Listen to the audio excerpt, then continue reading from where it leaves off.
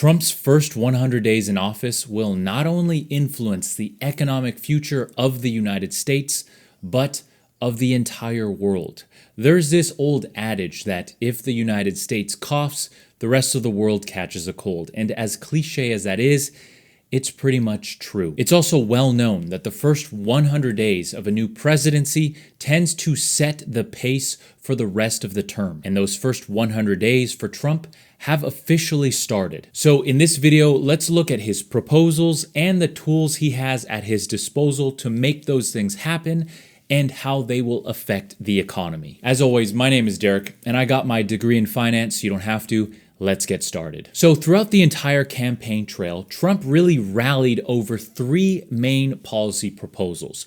Those were immigration, lower taxes, and tariffs. And as I've said in previous videos, each one of these things can and will directly affect the economy, depending on how much of it is actually implemented. But now that the presidency has started, there are other things that both himself and his advisors have proposed. So first, let me briefly summarize his main three policy proposals and how they directly affect the economy. Then I'll talk about those other more nuanced things. So let's start with immigration. Trump has promised to take a very tough stance on immigration.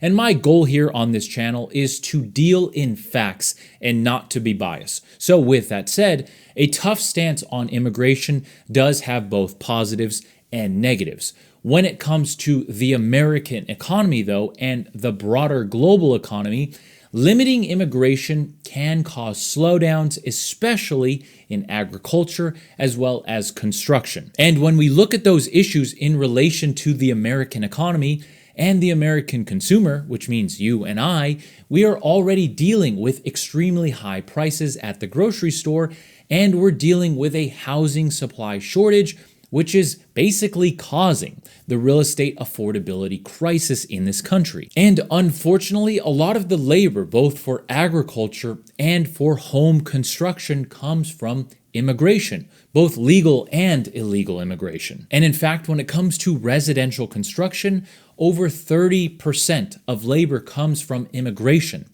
Half of that coming from illegal immigration. So regardless of where your stance is on this issue, remember, this is not a political channel. It is safe to say that it will cause a labor supply shortage. Whether that is minor or major is yet to be seen. On top of that, immigration accounts for a significant portion of agriculture-based labor, which will directly affect our food supply and our food prices. And in my opinion, it'll more likely cause a price increase than it will a price decrease. His next major policy position is lower taxes. And again, to deal in facts and to remain as unbiased as possible, others have pointed out that most of his tax policies tend to benefit the wealthy.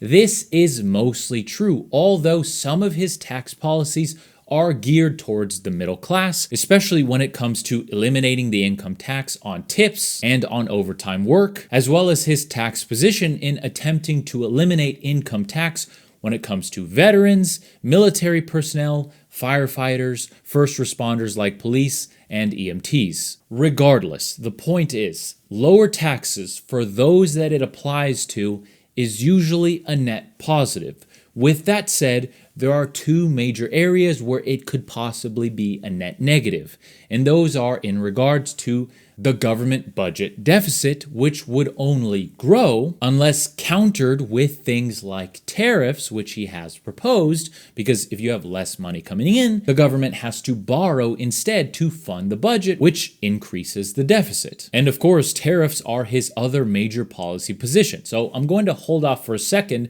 before discussing whether tariffs will counterbalance a lower income tax. Before that, there's one other area that we have to touch on, and that is the fact that when there is more money in people's pockets, whether that is the wealthy or the middle class or the poor, when there is more money in people's pockets, there is more demand for the same amount of goods, which theoretically could increase inflation. Not only that, it can increase asset inflation, especially if most of the tax cuts are targeted to the middle class and above. Because when that group of people, especially the upper middle class and above, When they have more money, they will invest all or a portion of that money.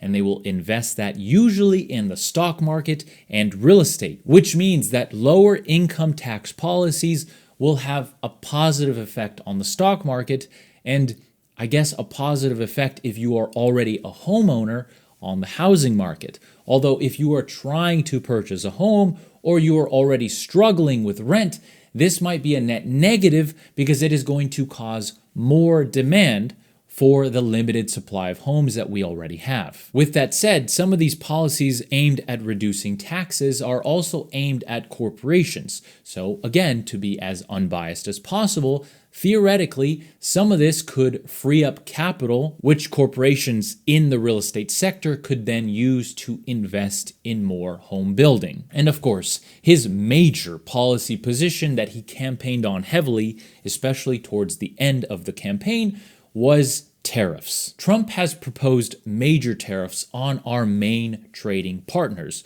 Those are Canada, Mexico, and China. And he has proposed anywhere from 25% tariffs on Canada and Mexico to 100% tariffs on some Chinese goods. Overall, he's proposed 20% tariffs on anything coming into the United States, as well as 60% tariffs on all Chinese goods. The theory being that if foreign goods cost more, American consumers will favor American-made products.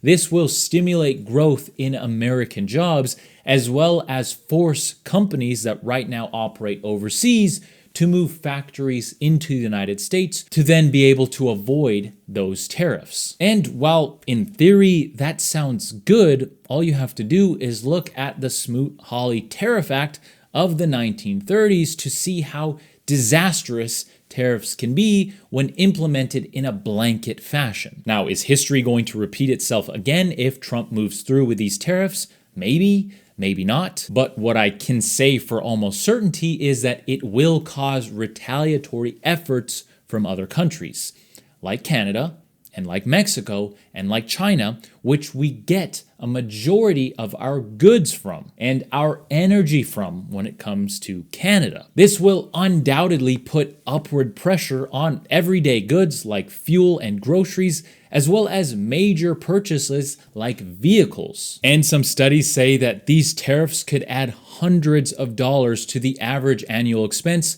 of an American family.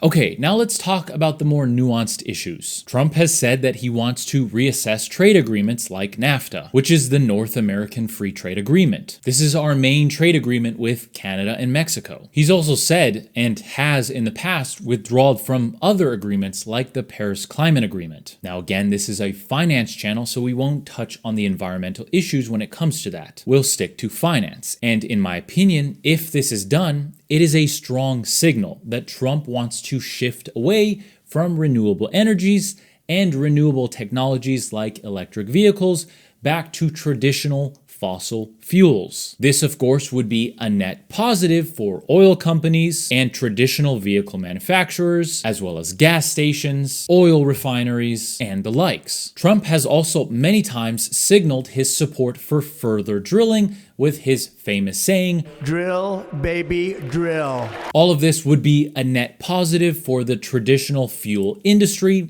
and a net negative for renewable energies, with perhaps the exception of Tesla, as Trump and Elon Musk have gotten close in the months approaching his inauguration. Now, in the short term, this can absolutely boost jobs, especially in the oil fields. But in the long term, it could alienate the United States from the rest of the global economy, which is pushing for renewable energy integration. Another area that Trump has talked about is infrastructure. Trump has proposed spending up to $1.5 billion on infrastructure in the United States. This, of course, could stimulate positive growth for the US economy. But again, it could also lead to increased national debt, which is already above $35 trillion.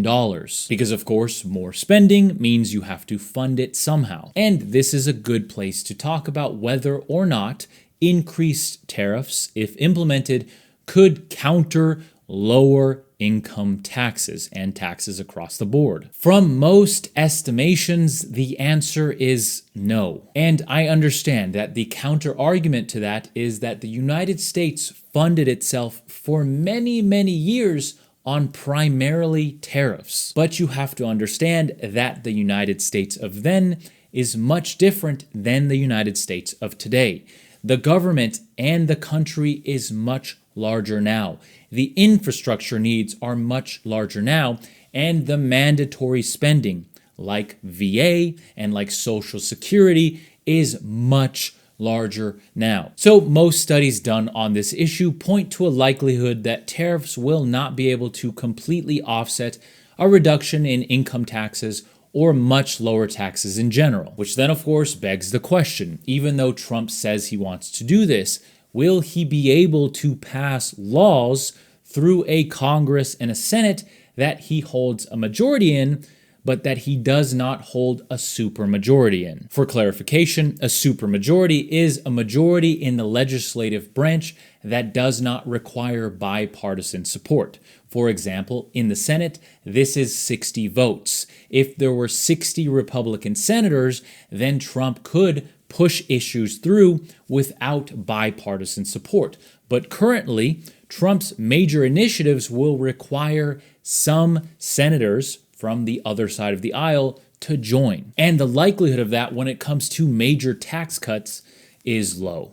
And the other major area that I want to talk about is deregulation. Trump has stated many times that he is in favor of deregulating the economy. For example, removing regulations when it comes to energy, banking, and even the construction of homes. Now, the net positive to this is a more efficient market, and it could theoretically spur growth, especially in areas where we need it direly, like real estate. But in the long term, deregulation could have negative effects, for example, in the environment, which could have long-lasting consequences for our generation, our children's generation, and the generation after that. Deregulation in the financial sector and the corporate sector can also affect the American consumer, which we both are, negatively, because it allows companies to have looser regulations when it comes to product safety, advertising and marketing, and just the general well-being of not only the American consumer, but the American employee, which usually tends to work for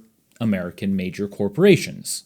So, in conclusion, the first 100 days of Trump's presidency will directly determine the economic future of this country, of the world, and of you and I. And it will likely point the direction of regulation in the economy, inflation, and how trade goes between our country and others. And of course, like anything, there will be positives and negatives. And unfortunately, we live in a polarized society which only tends to talk about one or the other side. In reality, every single one of Trump's decisions will have positive and negative consequences for one or another group of people.